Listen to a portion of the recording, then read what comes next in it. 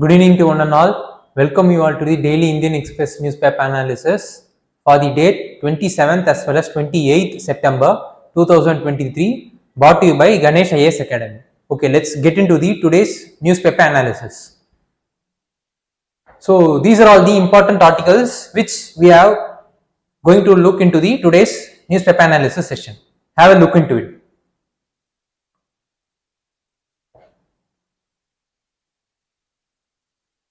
Okay, let's get into the today's newspaper analysis. Why Odisha wants to have its own tiger census, how it will be done.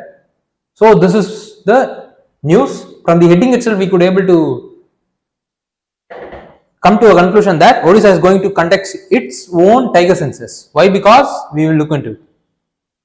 The first and foremost reason is the Odisha state government is not satisfied with the results of All India Tiger Census estimate, which was released recently, the 5th Tiger Census, which was released recently, in which it was said that nearly half of the tigers which is present in the Odisha has been vanished when compared to the 2016 data, and in that the Satkosia Tiger Reserve left with no more tigers. So this is what the data that has been released by All India Tiger Estimate, which was released recently by the Union Environmental Ministry. But what the Odisha government has said is that they have calculated the tigers in their state with less sample size, and then because of the lesser sample size and deployment of lesser camera trapping system, only lesser amount of tiger was identified as well as recorded in the All India Tiger Census estimate. This was the blame made by the Odisha state government on the All India Tiger Census estimate, and right now they are going to conduct their own census with using camera trapping as well as DNA analysis of the scat of the tigers. It will be conducted in 4 phases. The first phase involves collection of information in relation to the sources of tigers that is present across the Odisha using sign survey. What is the sign survey is?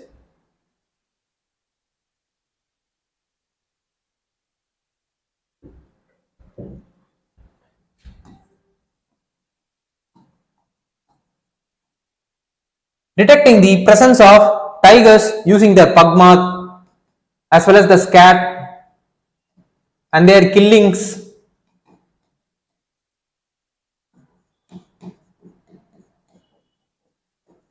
etc. Identifying tigers through this indicators is called as sign survey.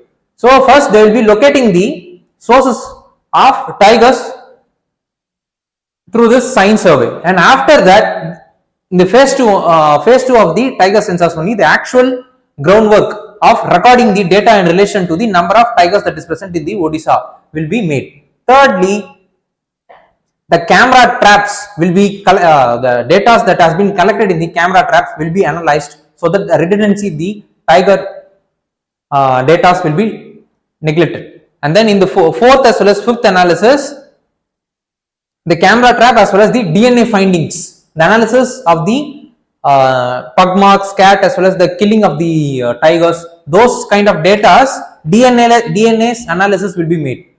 After that only the final estimate of the tiger census in relation to the Odisha state government will be released. So this is what the tiger census of the Odisha state government is about.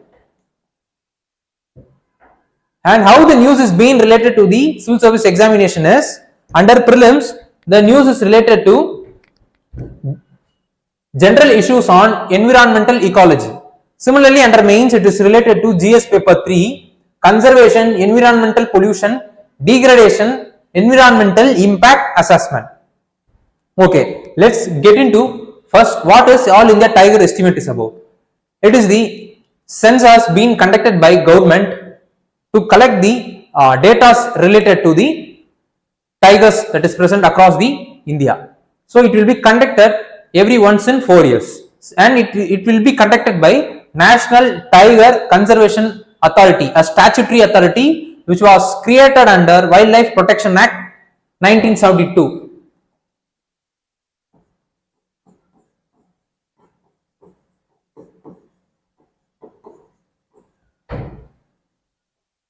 Wildlife Protection Act 1972, and it will be done through double sampling method, that is using the camera trapping as well as the pug mark identification simultaneously. So that is what that double sampling method is about. And NTCA, that is National Tiger Conservation Authority, will be implementing the sensors along with the officials of environmental officials of state governments as well as the conservation activists as well as the other civil society organization.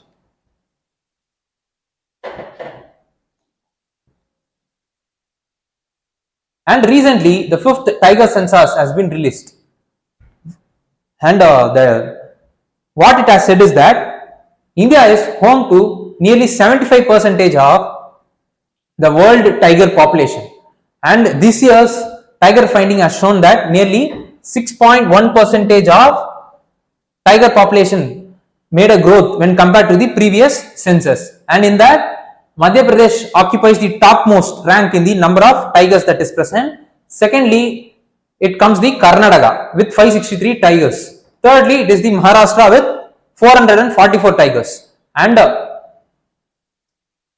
Uttarakhand is the tiger reserve in the Uttarakhand has the highest density of tiger population. Similarly, the largest tiger reserve is the Nagarjuna Sirisalam Tiger Reserve that is present in Andhra. So these are all the important findings being released under the 5th tiger census recently. Okay, let's have a look into the details in relation to the tiger.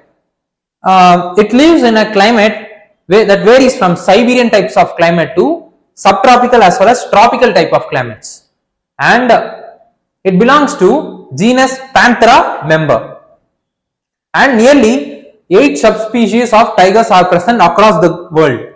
In that, Bengal tigers, Caspian tigers, Amur tigers, Java tigers, South China tigers, Bali tigers, Sumatra tigers as well as Indo-Chinese tigers. These are all the 8 subspecies of the tigers, and in that Java tigers as well as the Bali tigers has become extinct. Okay. Under the Wildlife Protection Act, it has been given a protection of Schedule 1 kind of protection. Similarly, under IUCN, it is listed as endangered species. So that correspondingly, the corresponding measurements or the conservation activities needed to be done to ensure that the species is sustainable.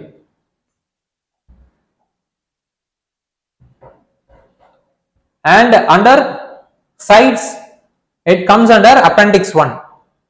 So this is what the protection given by National Statutory Act as well as the global conventions. Let's have a look into the Project Tigers.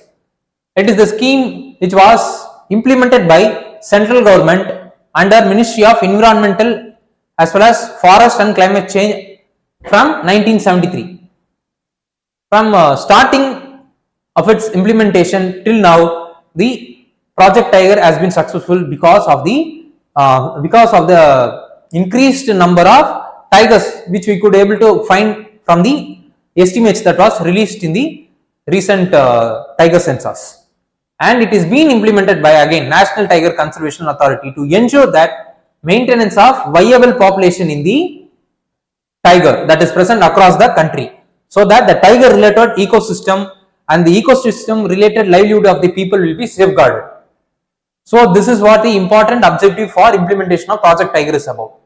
What need to be studied further is we should know about what is Wildlife Protection Act, what are all the important statutory bodies that has been created under the Wildlife Protection Act, and then secondly we should know about IUCN Convention on International Trade in Endangered Species of Fauna as well as Flora, that is in short form it is CITES. Thirdly, we should also know about the Project Elephant. So these are all the important analysis in relation to the tiger census and the states tiger census, which is going to be conducted by Odisha, is about.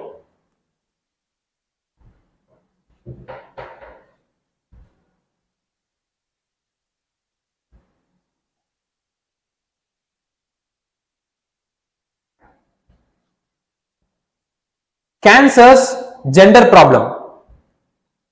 See, right now the Lancet Commission has released a report where they have said is that, what they have said is that the cancer is having a gender lens. It has listed certain data to support its arguments. In that, what it has said is that nearly 63% of death that is occurred across the global, and most importantly in India also, could be prevented by reducing the exposure to the risk as well as early screening as well as diagnosis. And then the 37% of the death could be prevented by timely treatment. So these 63% death as well as 37% death are the death of women who have been affected by cancer and have lost their life. So nearly 63% of death of the women who have been affected by the cancer as well as the 37% of the death of the women who have been affected by the cancer could be prevented because of by reducing their risk to the exposure as well as the early screening, diagnosis as well as timely treatment. And globally, nearly 48% of new cancer cases as well as 44% of cancer deaths have been occurring in relation to the women.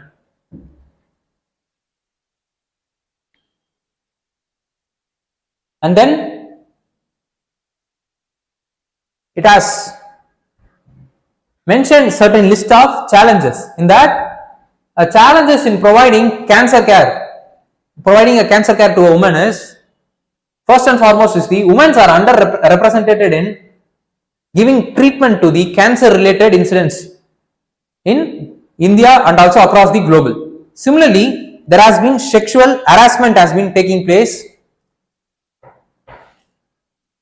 while providing cancer care. Similarly, more number of women who have been working to provide cancer care activities to the patients are underpaid. So these are all the challenges in providing the cancer care treatment to the patients, most importantly women patients. And then it has mentioned the certain challenges in for women, most importantly for women in relation to the cancer treatment. What are all the challenges is that, firstly, they have challenges in accessing the timely care, timely cancer care. Secondly, there is a lack of knowledge prevents across the women in relation to the diagnosis, screening as well as the risk of the cancers. And then thirdly, most of the women are poor in decision making as well as they lack financial powers in relation to accessing the treatment for the cancer care. And then availability of primary service, lack of availability of primary service closer to home is also a challenge for timely treatment for the woman. And then fifthly, it is the lack of health seeking behaviors. Most importantly, the women those who are present in the below poverty section are hesitating to go to an hospital and check and do a self checkup for their cancer related problems. And then if they have been identified in relation to the cancer, means they are not coming forward for the diagnosis as well as the timely treatment because of the other financial as well as social constraints they have. Sixthly is the social prejudice. Why? Because as I said, the cancer care treatment are mostly provided by men, so that women are hesitating to access the hospital because of underrepresentation of the healthcare service, most importantly the cancer care service being provided by the women in the hospitals. So these are all the challenges right now faced by women in relation to the treatment with cancer care. Okay. So what is the importance of screening the early cancer is the common cancers like breast as well as the cervical cancers are preventable if they have been identified at the earliest stage itself. And in that they have given certain set of suggestion where the breast as well as cervical are cancers are the two most cancers in women and are highly preventable as well as treatable. So if they have been detected at the early stage itself means they could be the other medical cancer related incidents or the cancer related death could be neglected or could be stopped. And then it has for the case of breast cancer they have said they have recommended the self examination as the one of the type for early findings of the breast cancer. What they have said is that if the woman should selfly identify if there is any kind of lumps that has been occurring in their breast means they should be immediately accessing the hospitals to check whether they have been affected by the breast cancer. Similarly, for the cervical cancer, a pap smear test has been recommended where the women, those who are belonging to 25 to 60 should do this test to check whether they have been affected by the cervical cancer. Similarly, HPV test, the human papilloma virus, which is the most important virus which is responsible for causing the cervical cancer. So this test has to be made to check whether the human papilloma virus has been present, and it can be done every 5 to 10 years. So these are all the tests that has been recommended by the Lancet Commission so that early identification of the cancer in relation to the both common cancer, that is the breast as well as the cervical cancer, is identified. So what the government can do is that first and foremost important thing is that government can create awareness programs so that more number of women could able to know about the early diagnosis as well as the other treatments that is available to them, so that the cancer related deaths as well as other cancer related incidents could be avoided. Secondly, human papilloma virus vaccination program should be made in a mission mode that the cervical related cancer deaths will be avoided.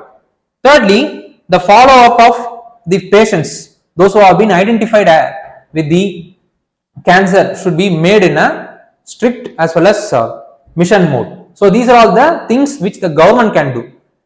And then the recommendation, what the Lancet Commission has recommended is that there need to be data which need to be collected in relation to the gender as well as the social demographics on the cancer, so that a policy for the cancer, most importantly the data driven policy for the cancer, then among the data driven policy for the cancer, the gender related cancer, the policy for it could be made so that the gender related incidents in relation to the cancer could be avoided. And then developing, strengthening as well as enforcing laws policies to reduce exposure. As I said, with the help of the data that has been collected, the comprehensive policy in relation to the gender dimension of the cancer could be made. And then equitable participation of women in cancer R&D. See, most of the research and development in relation to the cancer is dominated by male members only. So they are, because of their over representation and under representation of the women in the cancer as well as research and development, the gender perspective in terms of research as well as development in cancer as well as the treatment is not fully available to the women population, those who have been affected by the cancer. So equitable participation of the women in cancer R&D should be made. So these are all the recommendations being given by the Lancet Commission.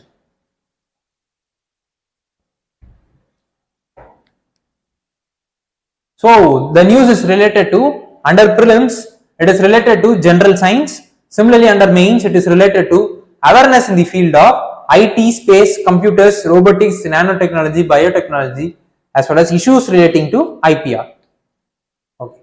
What the other things which we needed to study is, we should know about what is non-communicable disease about and what is World Health Organization is about what are the structure, function, as well as the programs that has been implemented by them. Thirdly, we should know about what is the historical aspect of Adayar Cancer Institute. Fourthly, we should know about Indian Association for Cancer Research. So these are all the other areas which we needed to be aware of.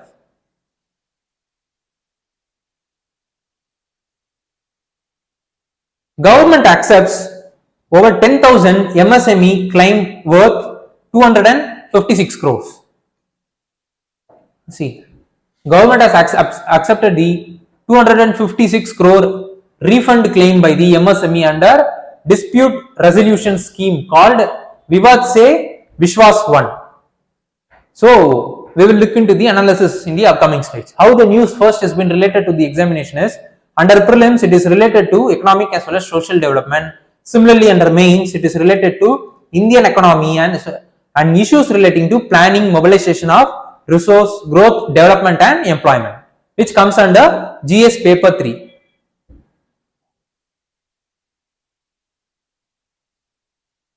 Okay, let's look into what is Vivad Se Vishwas scheme. As we all know, during the COVID pandemic, MSME sector was the one of the highly impacted sector.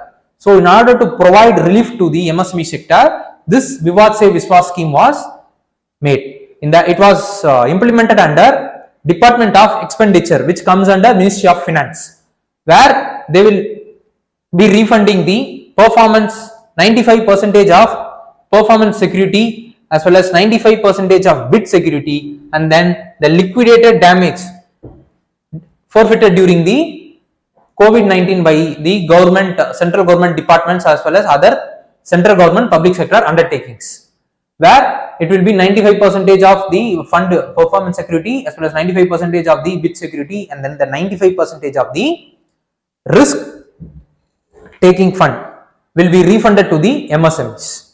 And then if there has been a MSME which has been barred from doing the business activity because of not implementing the contract during this period, will also be relieved from such kind of bar.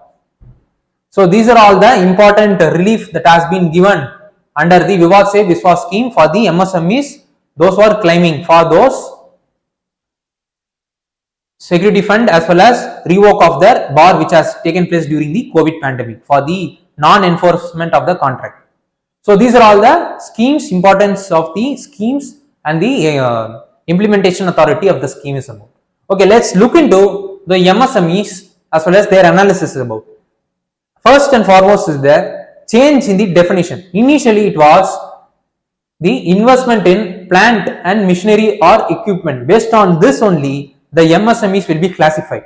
For example, in the manufacturing enterprises, if the investment is less than 25 lakh, means then correspondingly the enterprise will be coming under micro enterprise. And if it is less than 5 crore and greater than 25 lakhs, means then the enterprise will be coming under small scale industry. Similarly, and if it is greater than 5 crore and lesser than 10 crore, means it will be coming under medium scale enterprise. And in the case of service enterprise, it will be for the micro it is less than 10 lakh, for small scale industry it is less than 2 crores, and then for the medium scale industry it was less than 5 crores. This was the definition or the criteria that was followed previously, but certain changes has been made during the COVID pandemic.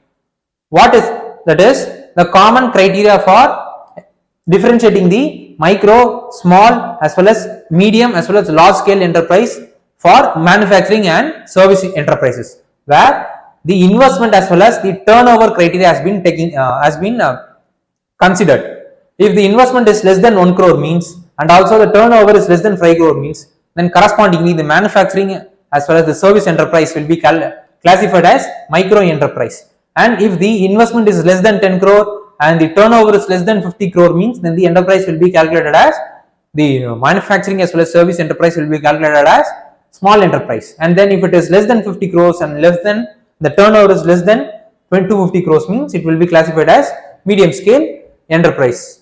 So these are all the changes in definition to classify the MSME has been brought out during the COVID pandemic.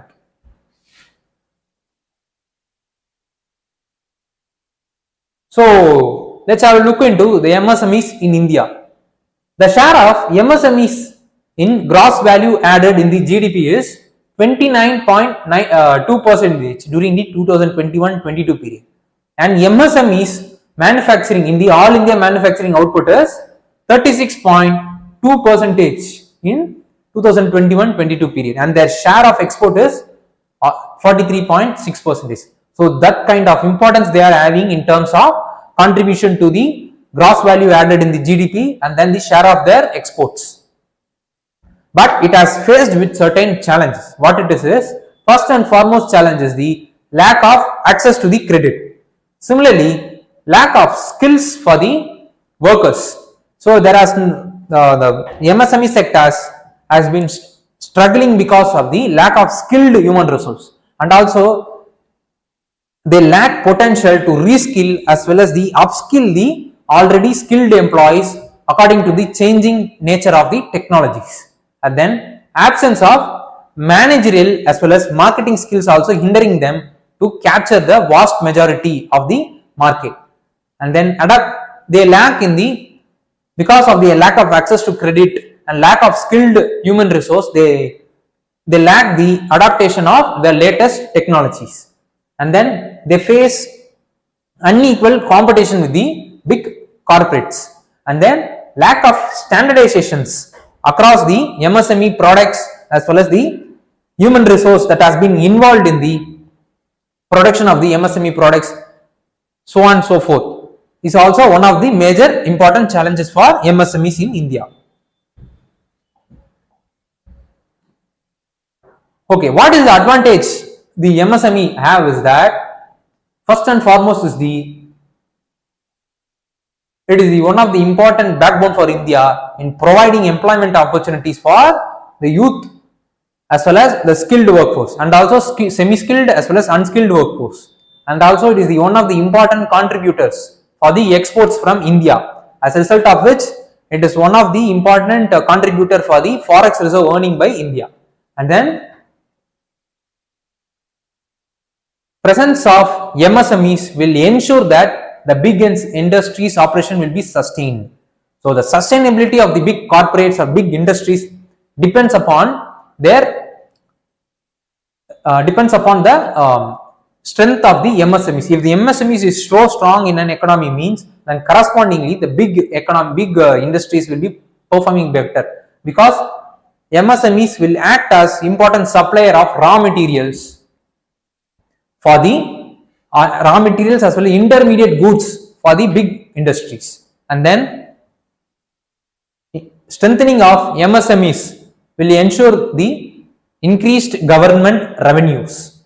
Third and lastly, MSMEs are one of the important industries which has knowledge related to the local values, so that local level innovations that suits the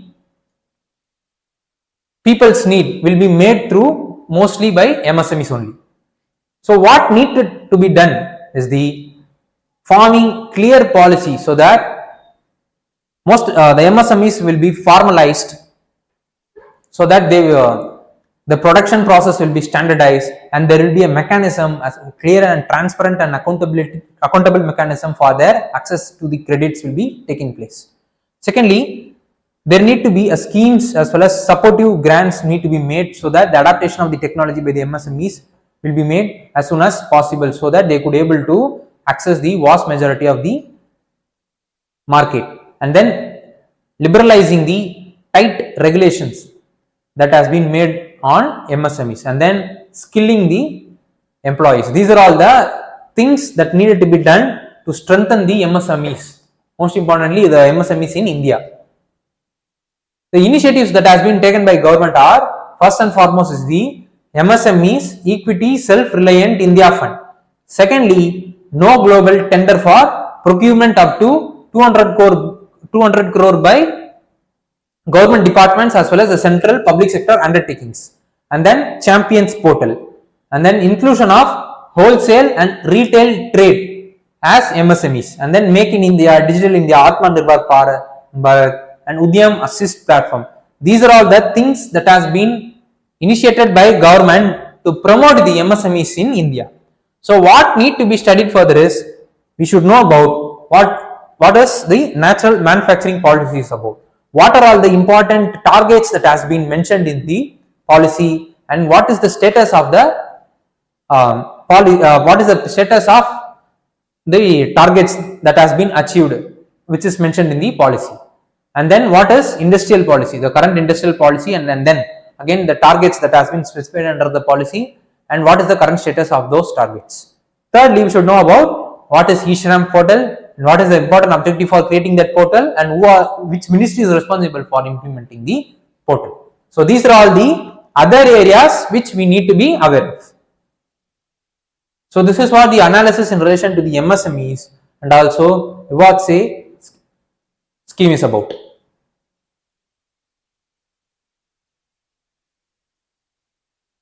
Anti-drone system along the international border soon. Amit Shah.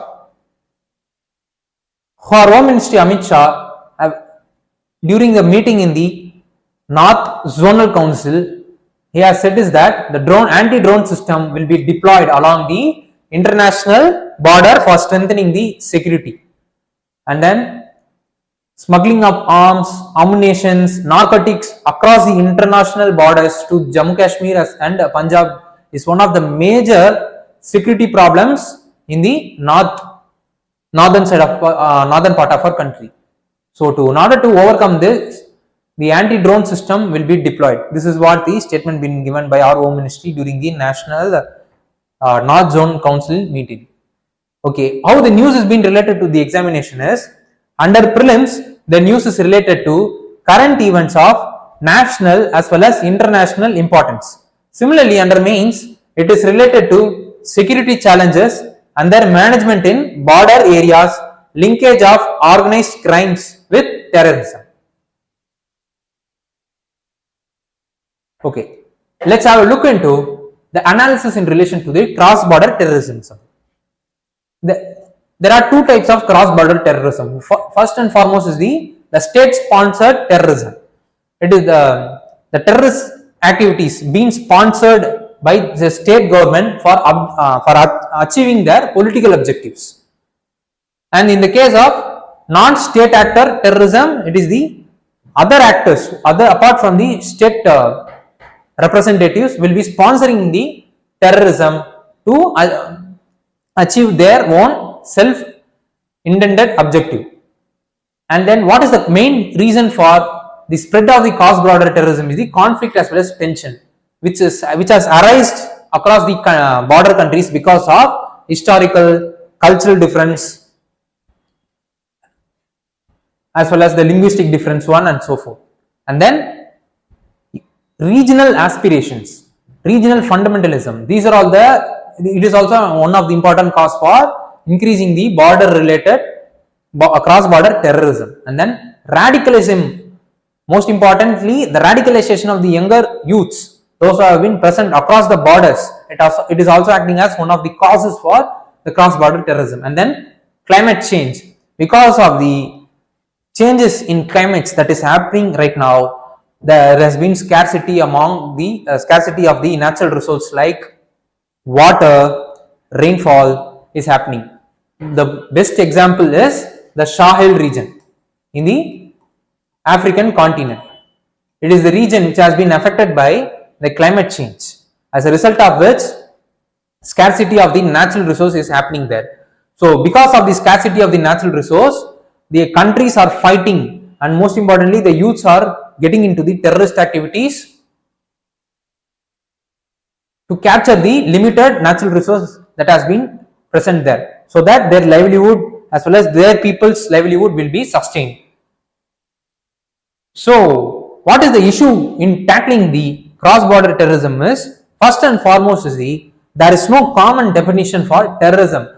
Each and every country has their own view as well as perspective in relation to the terrorism. So there is no consensus in relation to what is the terrorism is about. And then there has been lacuna in the communication as well as cooperation between the inter-service agency. For example, in our border, for example, in country like India, or border security force, as well as the other agencies, those who are safeguarding our international borders, does not have clear as well as clear cooperation with the state government police officials, as a result of which there has been lacunae in accessing to the intelligence as well as and other important things, that is other important things which is necessary for tackling the cross-border terrorism. And then difficult terrain is also acting as one of the challenges for controlling the cross-border terrorism. And then porous borders, and similarly usage of technologies, for example the drone technologies that has been used now to supply weapons, to train the recruits of the terrorist activities across the world. So technologies has been used to inculcate the cross-border terrorism. And what is the technology? I have mentioned separately itself. The technology role in cross-border terrorism. First and foremost is the using the technology. The terrorists are recruiting the people for their own, for achieving their terrorist agenda, and then training, using the technology for training those people to achieve their terrorist agenda. And then technology has been utilized to supply the weapons across the borders, and then it is increasing the coordination to ensure the successful implementation of terror related activities across the borders. So these are all the technological roles in relation to the cross border terrorism. So what needed to be done is that to overcome this kind of cross border related terrorism is, first and foremost is there should be a cross border communication channel should be opened between the security agencies, that those who are involved in preventing the terrorism activities across the borders.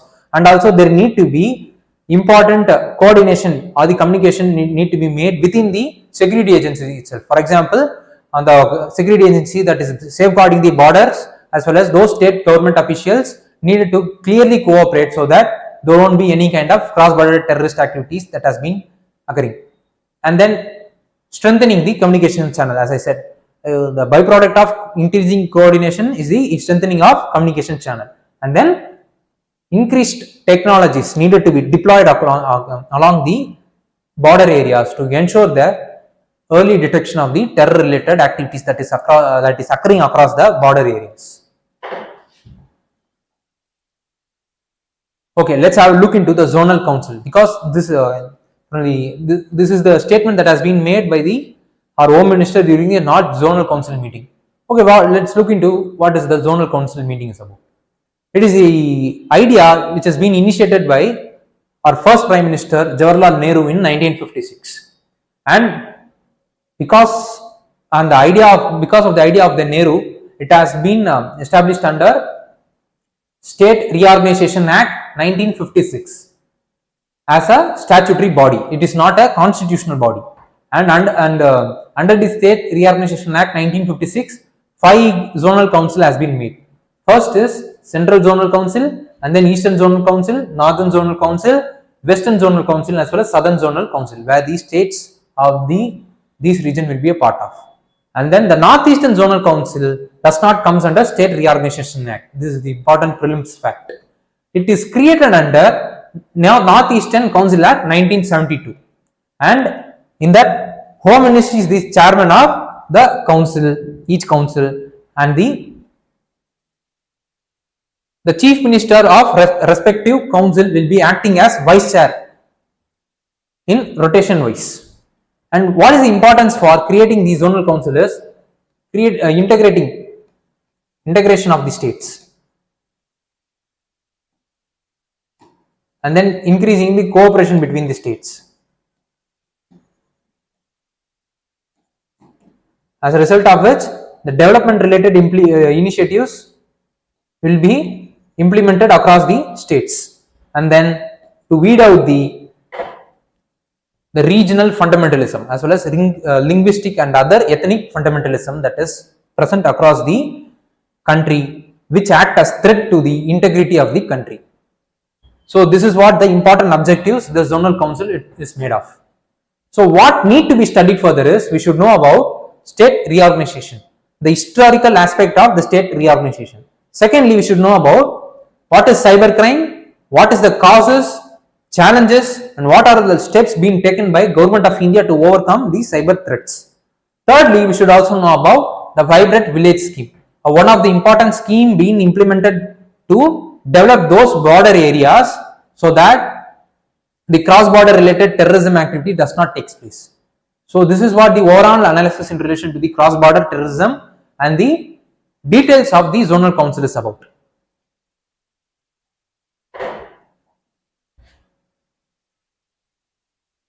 Okay, let's have a look into today's practice prelims question. So this is what the today's practice prelims question is about. I want those students, those who are watching this session online, do comment the option point for the question which you are seeing right now on the board.